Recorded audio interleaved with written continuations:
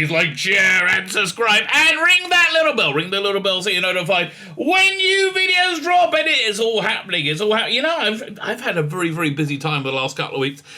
Just there's been a lot of Doctor Who content, and I've missed a bunch of stories. I'm just trying to scoop up some of the more recent stories so we could do a bit of a news warp, and they're all pretty stupid. I mean, let's be fair, they're all pretty darn stupid stories.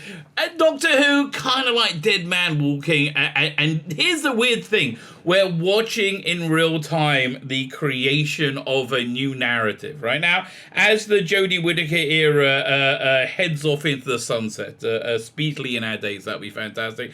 As the Jodie Whittaker era finally does that, it seems to be that the story that they want to relentlessly portray as this era has been completely normal. There's been fans and people who haven't liked every year. It's been completely normal. Nothing weird. Certainly, we haven't had a bunch of I would say fascist fans come in who hate everybody who isn't like them. I mean, the absolute inverse of everything is Doctor Who. A dislike of the unlike. Completely lacking self-awareness, and when they don't understand something, which is a lot, because to believe the nonsense they believe, you have to be pretty dumb. Okay, everyone. So whenever they don't understand something, they go, "Oh look, it doesn't make sense.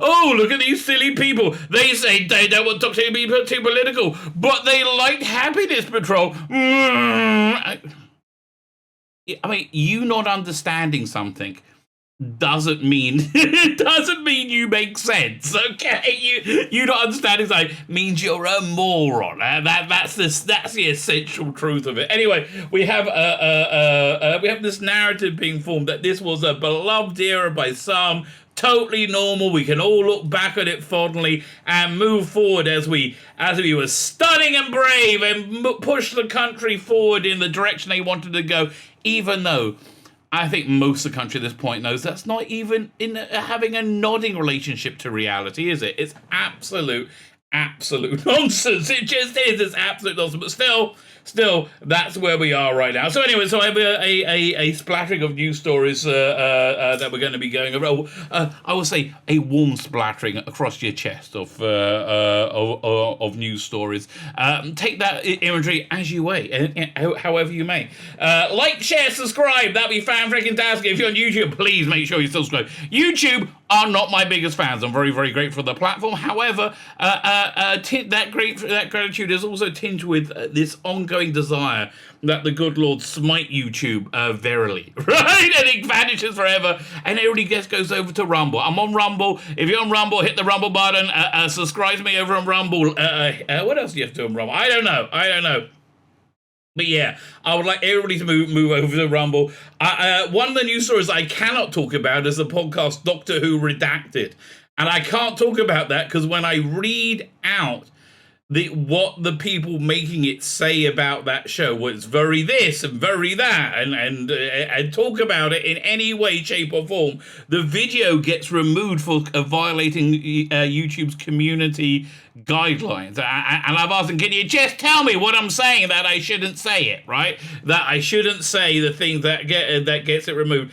I think it's just pointing out the absurdity, right?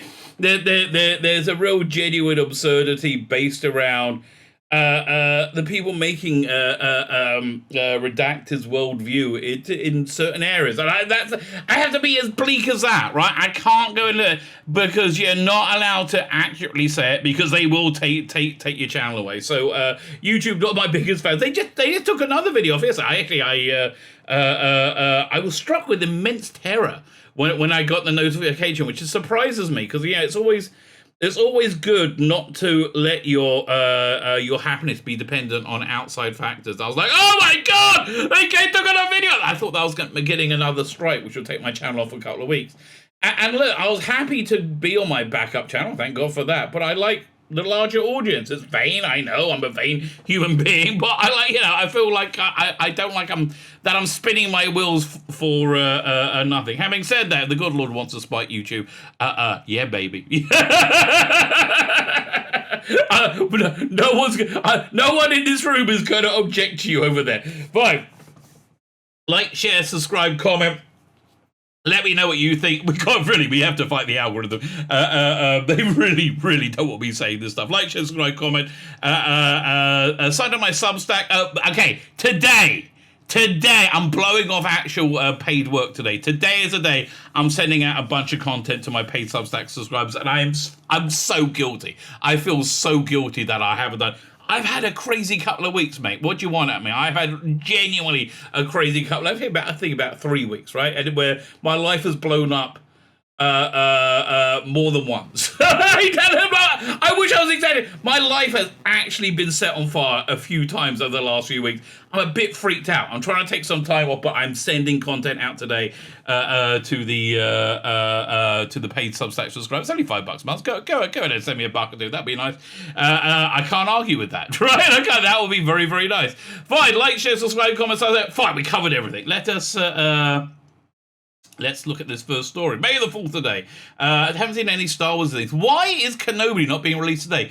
Man, that's going to be a piece of garbage, isn't it? And then tomorrow we got Brave New Worlds coming out, which is also going to be a piece of garbage. And also Doctor Strange, which I actually wanted to see, but it's getting really mediocre reviews, which means it's probably not woke. So I don't know. My daughter wants to see it, so I'll probably see it over the next few days. That'll be good. Fine. Anyway, so let's get the Doctor Who news warp. Okay, I forgot. We're talking about Doctor Who. This is going round again. Doctor Who. It says Lydia West would be up for the 14th Doctor job after Russell T Davies' return. So this is the candidate they want, right? This is the candidate that they very much want. They want Lydia West because Lydia West tells them that they're right in everything, even though every other metric that we've seen says they're wrong in everything, right? Absolutely wrong in everything. I'll give you an example of what it's like, right? What it's like. In my neck of the woods, in my little town, it's very right-wing, right? It's very right-wing. But we have good friends of mine, very, very good friends of mine, big supporter of the American left-wing, the Democrats, the Bidens, they hated Trump. Absolutely hated Trump, and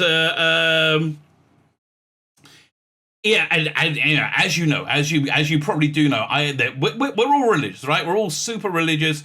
I think not that many people really thought that through, right? As it turned out, but we're all super religious, right? So I've been saying, listen, mate. I say it on my channel, I say it to anybody who'll stop in the street long enough. I think we're living through the end of days, right? I think this seems to be what the holy books describe the end of days being like, right? So it seems to be that I think the Messianic age is coming. So I was saying to this guy, right, and he's been getting a bit more nervous as it's been becoming more apparent, right? So I said, yeah, I hope. About a year ago, I said, I hope by this Passover, the Messiah is here, right? And we are beginning a Messianic age. My fervent hope, and so. He saw me just before Passover, right, in the street. Again, friend of mine says, guess it didn't work out. You had me going.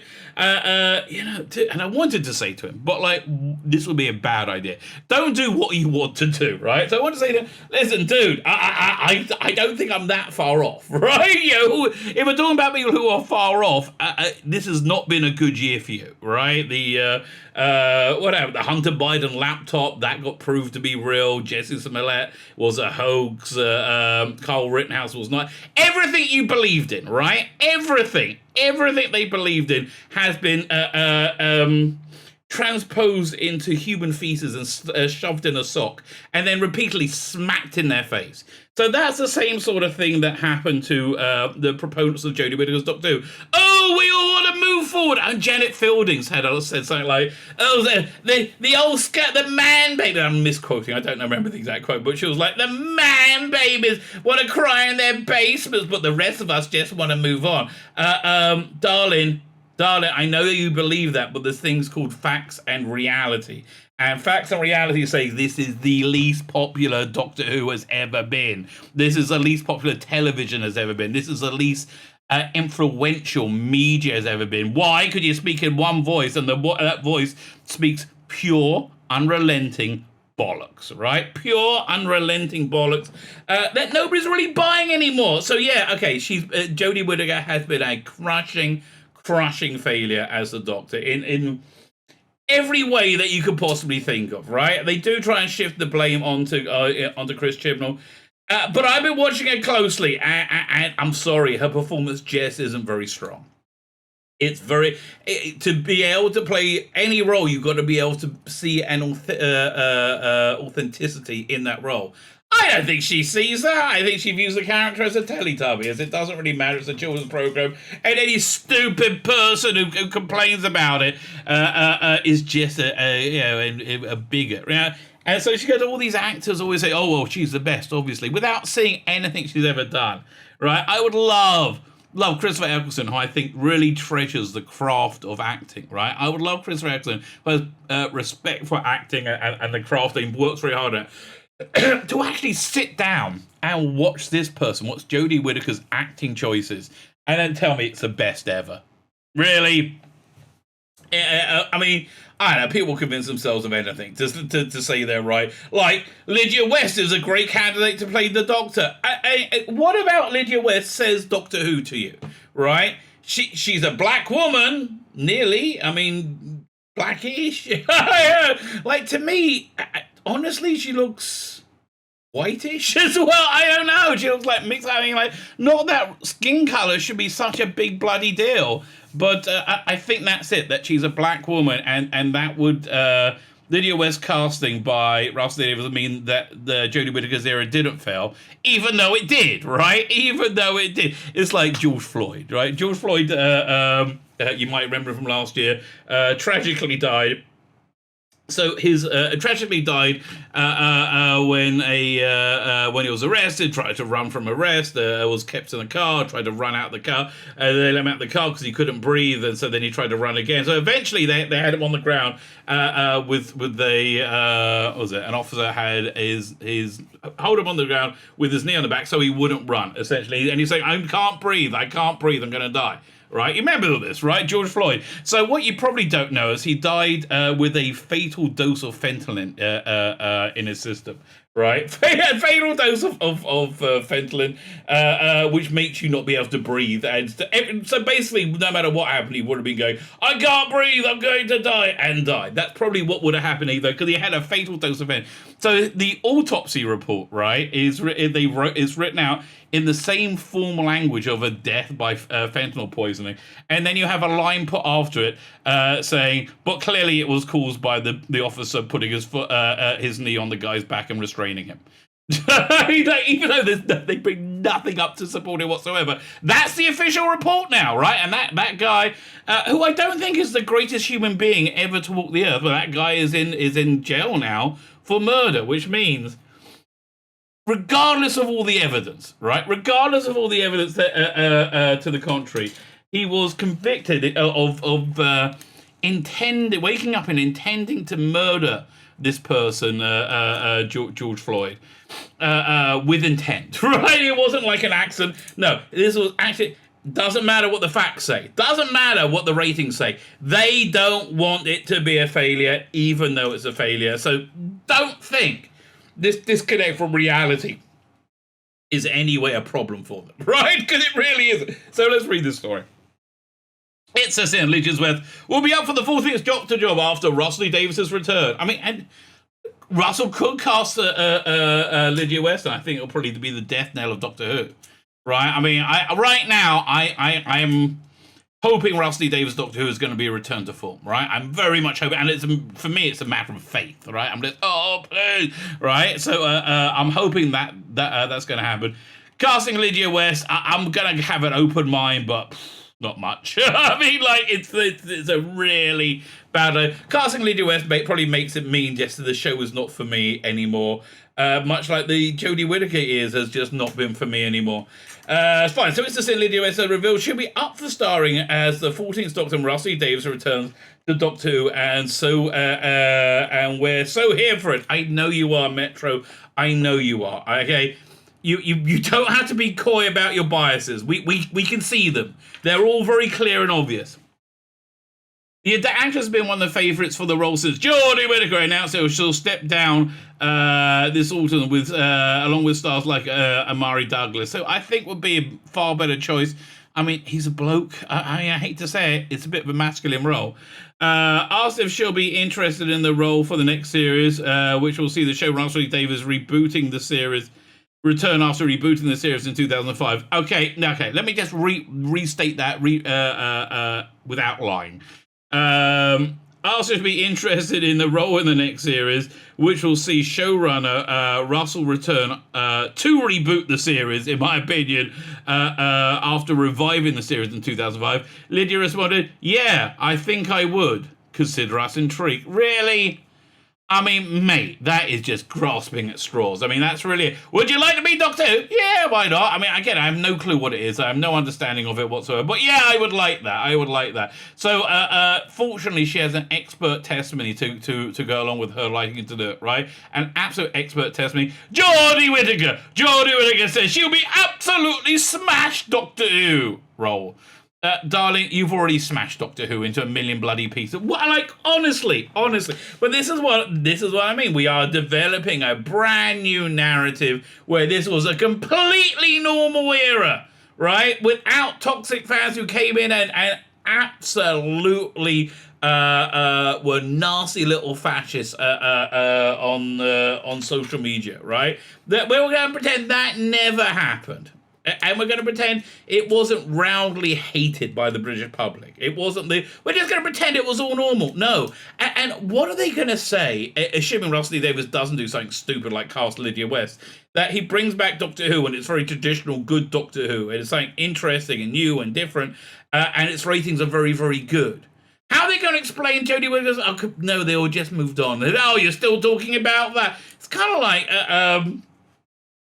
the 2020 election or Hillary Clinton's emails, right? Nothing ever got resolved other than there was a lot of screaming of "Don't look at this! Don't look at it! If you look at it, you're bad! You're bad! You're bad! You're bad! You're bad!" Nothing was ever actually resolved whatsoever, was it? It seemed to be. The narrative was somewhat unraveling that it was the most secure and safe election of all time. Not that I want to spread disinformation. Oh, heaven to Betsy. But that does seem to be unraveling somewhat now, doesn't it?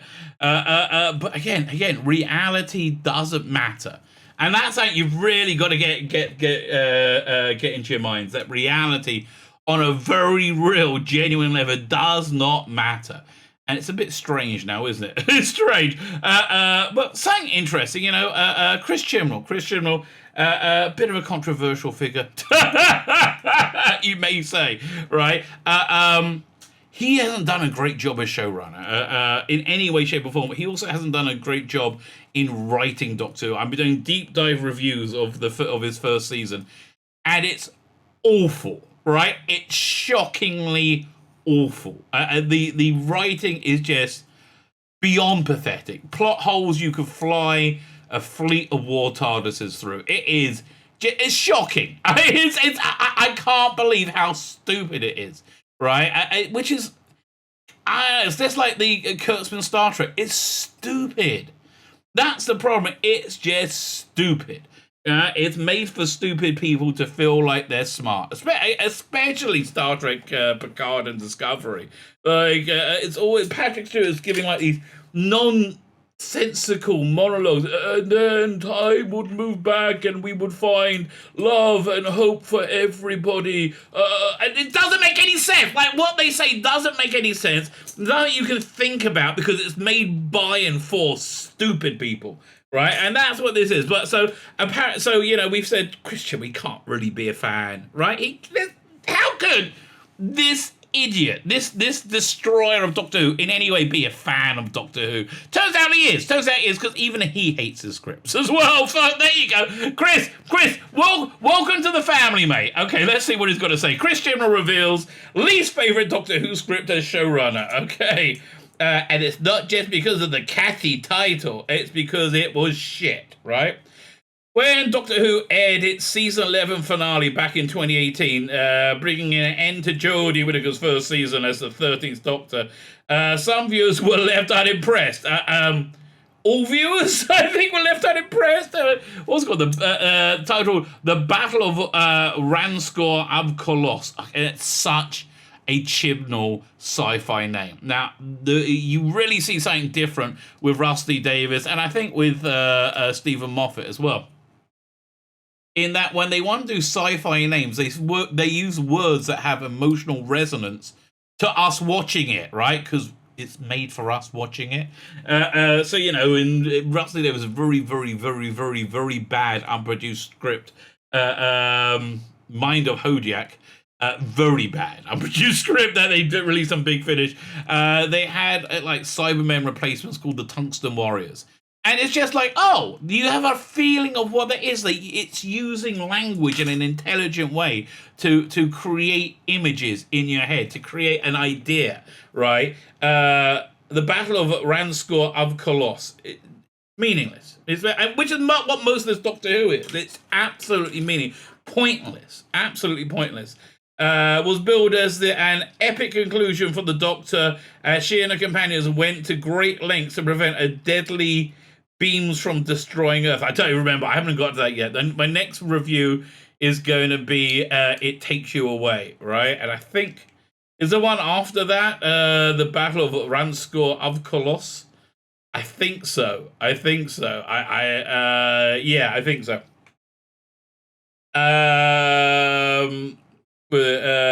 However, the return of the season opener's villain, Tim Shaw, who is one of the worst villains of all time, right? One of the least impressive villains of all time. I mean, perfect for Jodie Whittaker, because, something weak she can go up against. I mean, her second season, when she faced off against Lenny Henry. Now, Lenny Henry doesn't strike me as an intimidating person, right? He doesn't try to go, oh shit, here comes Lenny Henry, better keep things quiet, mate. Like, Lenny Henry doesn't scare me, right? Him facing off as Jodie Whittaker was ridiculous. It was like, she's so weak. I'm sorry, she's just very, very weak in the role. However, the return of season open villain Tim Shaw and the lack of plot resolution left some disgruntled. There's always lack of plot resolution. That is Chibnall's raison d'etre. As it turns out, that Doctor Who's Howling is one of the only ones disappointed by the season 11 finale. In a recent interview with Doctor Who magazine, which I haven't actually got to this bit yet, he does little reviews. He does like these 2-page reviews of his seasons, which is going to be a video, each one in of itself, right? Expect that around the weekend. The Afghan showrunner Christian revealed what his least favourite script was from his tenure in charge, particularly in that first season. I spent a lot of time helping writers. It doesn't show, right? I mean, was it Marjorie Black and Mallory Blackman? Is that one who wrote Rosa? Maybe you should have helped to have a believable villain. Oh no, you can't do that because you can't write character, right? You can't write character. Maybe you should have had them, Vinay Patel, explain more what the partition of India was. Oh no, because that way people might disagree with his outlook on it. And his outlook was much the same as with the rest of the season. White people are bad. White men are bad, right? It's all white men's fault. But they can't say that out so clearly either, because they know it would alienate people. So it just ends up this confused, boring mess. So that's basically what It Takes You Away is. Which meant that the version... particularly, I spent a lot of time with helping other writers. We had some problems towards the end. I had to go back and do some big rewrites, he explained. Why didn't you hire somebody who could write? That's really the thing I will never understand. Why don't you just hire somebody who has the ability to write? Because you don't. I mean, really? I guess the first season you just came off Broadchurch. You convinced yourself that you weren't awful. Which meant that the version of episode 10, the Battle of Ranskor of Koloss, that we filmed was a first draft. They all feel like first drafts, right? They all feel like so. But I didn't have time to do a second draft. It didn't feel enough like a season finale. That's true. And it was entirely down to time. Again, why didn't you hire some script editors who can write, right? I guess it'll make you look bad. That's why. He continues, so that's my least favourite script. That's my least favourite script tonight. But I really attacked Resolution, so I made up for it. I made up for that one. No, you didn't. Resolution was also garbage, right? I mean, yeah, I'm happy that Nick Briggs got a bit of acting work, but that's about it. Chibnall set to be replaced by Russell Davis. Davis has, of course, got fans wondering whether Chibnall might return to the sci-fi series one day, but in a recent interview with Radio Times magazine, Chibnall made that position of potential comeback completely clear. He said, absolutely never again. Really? It's honestly, it's like it's like Scarlett Johansson telling me that she's not going to sleep with me. I mean, really, I wasn't really expecting it. I wasn't in the running order, right? Even more so, I think. What was it? Much hotter 2010 Scarlett Johansson. That would be better for me. Scarlett Johansson before feminism, with hair and before feminism. That's your sweet spot for Scarlett Johansson, if I may. And I've really looked at it.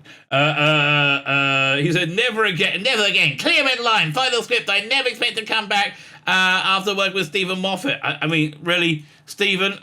As I understand, you were instrumental in getting Chibnall take over. I think you deserve a bit of a ball kicking, not a major one, but a bit of a ball kicking on that one, right? Really, I turned it down a couple of times after that.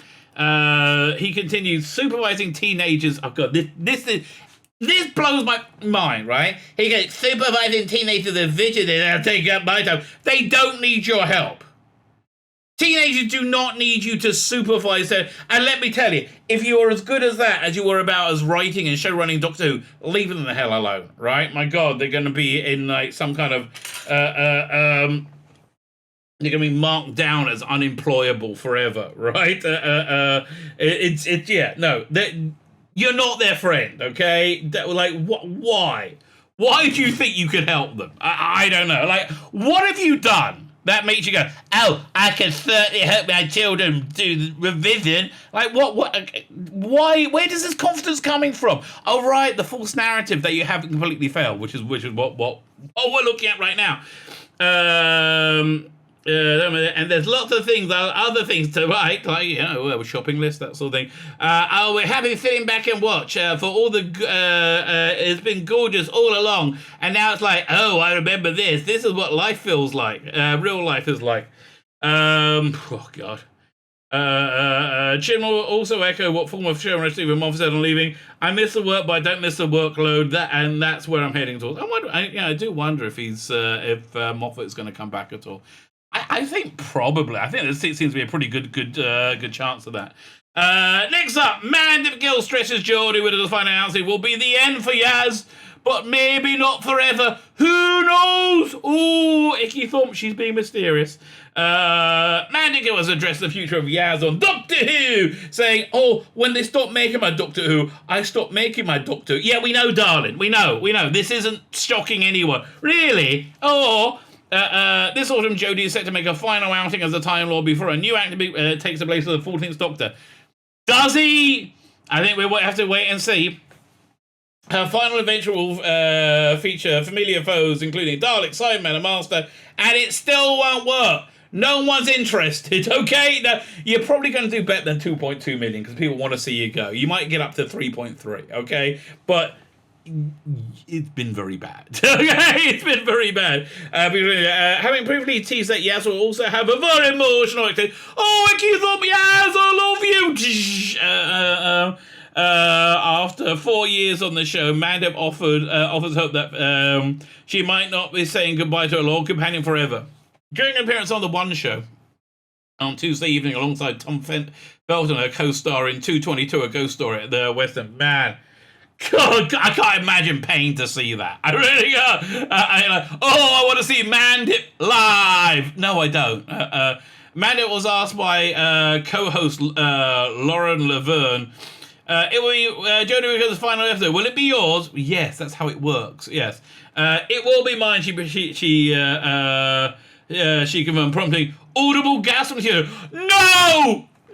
Yeah, say it's not so! Say it's not so because you're so stunning and so brave. However, Maddox quickly backtracked, slightly reassuring everyone there could be a chance for a character to earn some career. Not forever, because who knows in the world of Doctor Who? The people of Big Finish have been in contact. We're going to do lots of Geordie stuff. Go ahead, mate. Go ahead. Honestly, I hope that Big Finish do Jodie stuff and they keep like the agenda rising over there in that range.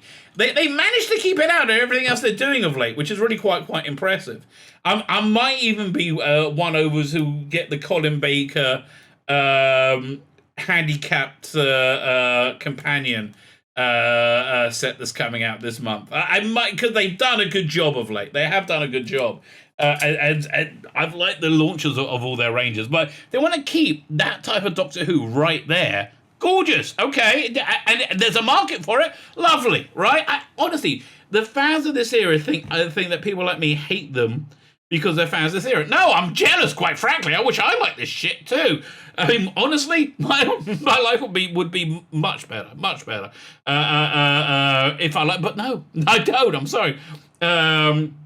Because who knows, she stated. We'll be holding up a sliver of hope until that happens. Really? Speaking about her upcoming departure from the Doctor Who, Maddox told Radio Times, I think just like me, just like my character, there'll be a lot of tears, but love where it ended up. What, at the bottom of the ratings? I'm glad you love that. That's good for you. That's very nice. What's next? Fine, this is another interesting piece. Yeah, Chris Chibnall has no plan for anything, has not thought anything through whatsoever, as we see from this next story. Where does Joe Martin's Doctor fit into the timeline? A showrunner won't say. Interesting, the Big Finish Doctor... was it Dr. Martin? Yeah, I guess Dr. Martin. Big Finish Dr. Martin adventures are take place after...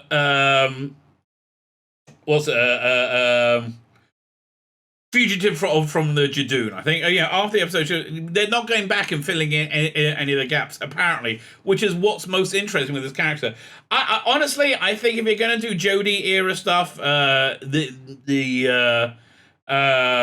Fugitive Doctor, Dr. Ruth, and Sashtamon's Master are the most commercially viable things to start with, right? Honestly, I don't want to see Big Finish go under. I hope they break even on these anyway. I think they got a good chance, but it's really all dependent on the quality, right? And that's really the truth right now. They don't have.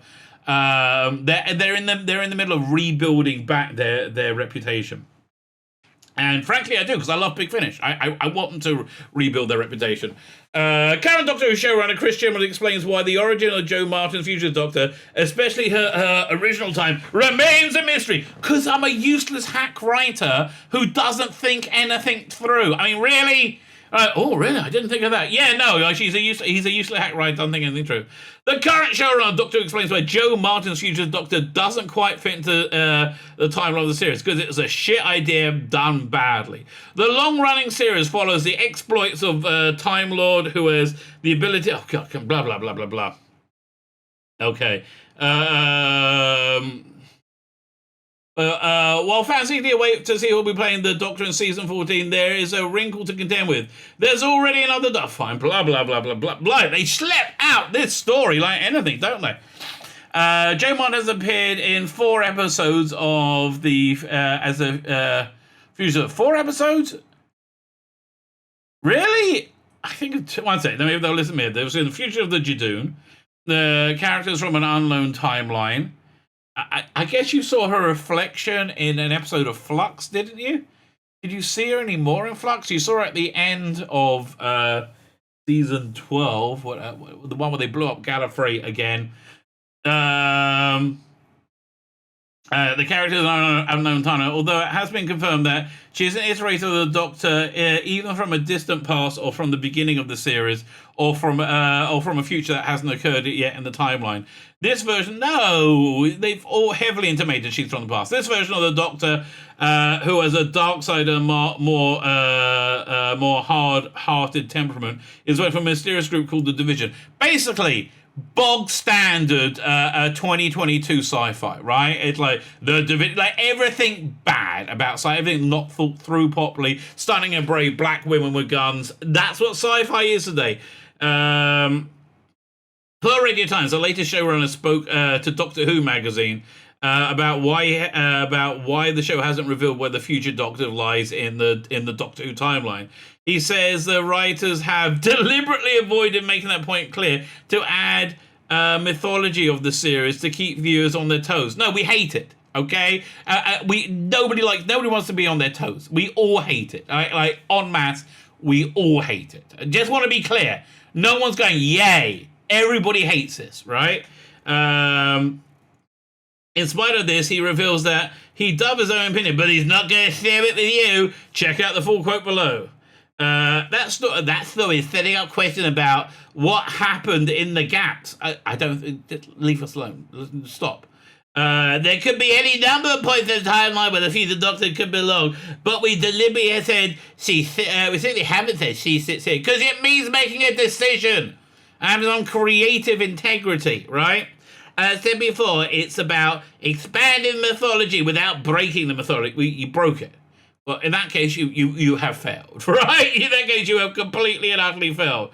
While it's entirely likely the future Doctor is from the future, no. It's future Doctor isn't part of Doctor Who, right? Please, Chibnall, do multiverse. I think he's going to retcon himself out of existence. Please do that. That would be so great. Oh, my God, that would be so great. But, yeah, okay, to protect Chibnall, you got to think of the worst, most stupid, most boring, banal thing ever, right? And that's what he's going to do, right? That is 100% what he's going to do. Why? Because that's what he's done every other time. So whatever I think is going to be too sparkling and entertaining. That doesn't mean that she will be the Doctor in season 14. It's not uncommon for a current or former incarnation of the Doctor to interact given their ability to time travel. Even though Chibnall will not be the showrunner of the series for much longer, it would undermine the story setup to have the answers revealed so quickly. He doesn't really. Again, there's no writing integrity with his storytelling at all. Likewise, if the next leader Doctor is going to be Martin, no, it was going to be. It would probably have been announced already.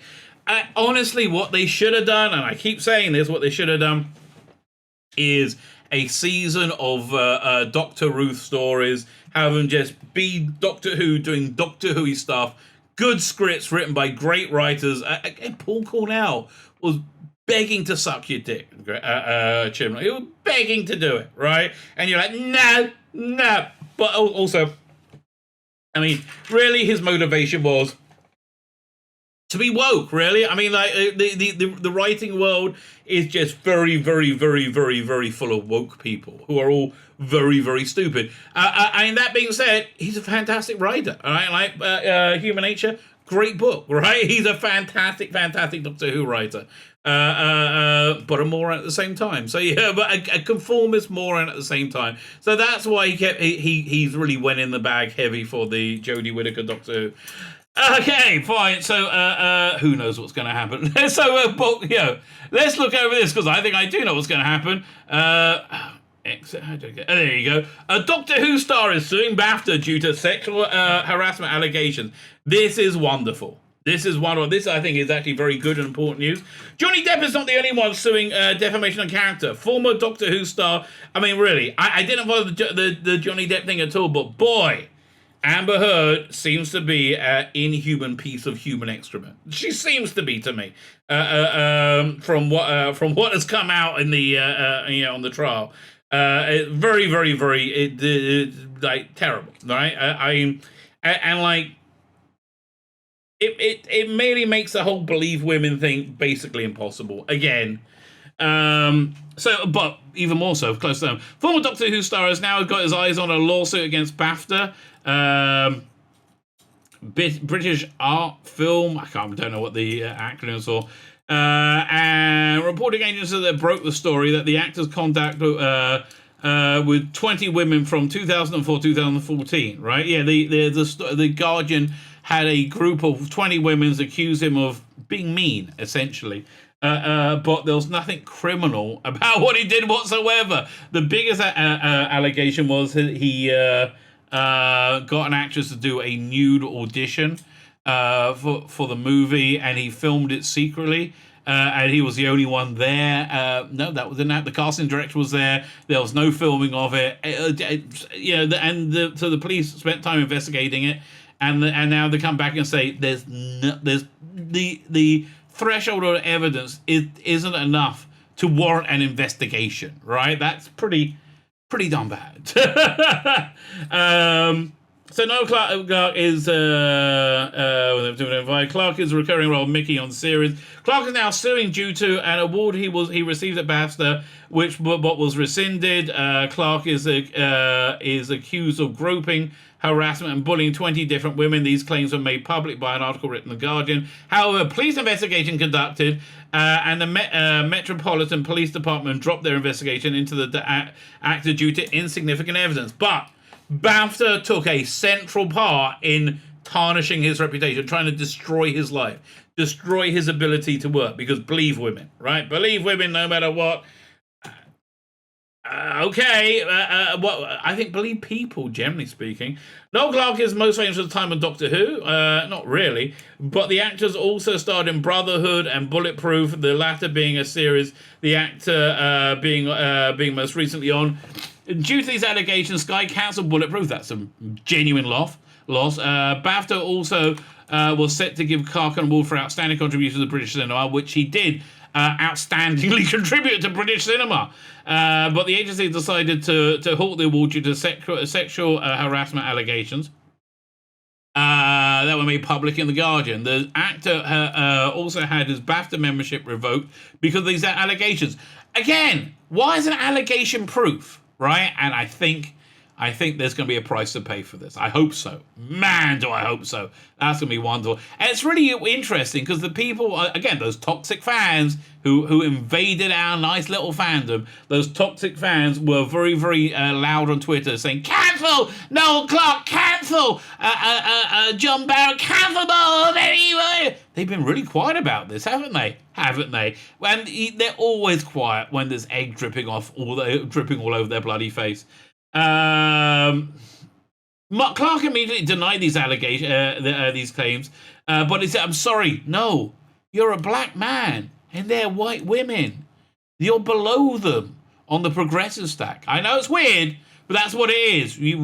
That's the way it is. So we're going to destroy your life." He's now suing BAFTA for defamation. He has filed a lawsuit in London's High Court. He is suing the Guardian Media Group and Code Nas, who was the owner of GQ magazine. Nas ran a story with the two journalists who broke news of these sexual harassment allegations, with the police investigation claiming the evidence is not strong enough to pursue criminal charges. Maybe that should have been part of the investigative journalist article, but no, because journalists don't tell the news anymore. Journalists look for things to substantiate their worldview, and that's really all they do, because they're utterly useless. With police investigating claiming the evidence not strong enough to warrant criminal charges, to pursue criminal investigation, Clarke might now have a strong case against these allegations. I hope you do. A spokesperson for BAFTA spoke on the lawsuit. According to the representatives, a year ago, BAFTA was transparent. Yes, you were transparently biased and on a witch hunt. Yes, you were transparent. That's why you're being sued, idiots. About what led to Mr. Clarke's award and membership being suspended. Following serious accusations. No, they weren't serious. There's no. Okay, they have the definition of not serious because there's no bloody evidence to support them. They were not serious, right? At all. But white women are higher than black men on the progressive stack. That's what you're transparent about, right? Because you view everything through race. And that's it, because you're morons. Bullying by 20 women published by The Guardian. BAFTA has apparently been forthright with the information that why they have chosen to rescind the award given to Noel Clarke, and they believe the lawsuit is misplaced. Why? You defamed him. Like, yes, you were transparent about your defamation. You were very clear that you absolutely defamed him. So well done for that. The spokesperson also claimed they are shocked to hear of Clarke's lawsuit, and the charity will of course defend themselves. I love how they call themselves a charity when they're caught with their pants down, and that's what happened. They were caught with their pants down. They never thought there'll ever be any consequences for a witch hunt. Normally there aren't, right? Normally there aren't. Looks like this time there might be. And that's something that makes me feel pretty good about life. Quite frankly, maybe this is the end of toxic femininity. I think that probably that's what could be described as these toxic fans are replete with. Maybe this is the final end. Wouldn't that be great? Wouldn't that be fantastic? I do hope so. One other piece of news that I really want to mention that I am super excited about. Big Finish are doing a range of audiobooks. And they're long. They're like 6 hours long. They're like longer pieces.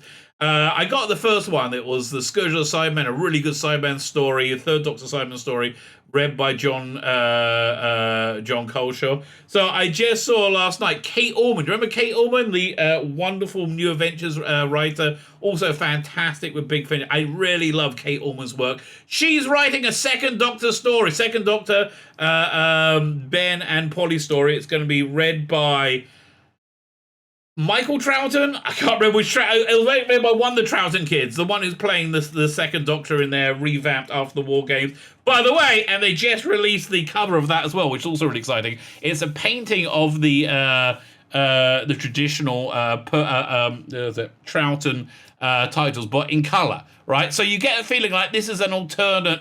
Another season they would have done in 1970, going in a different direction.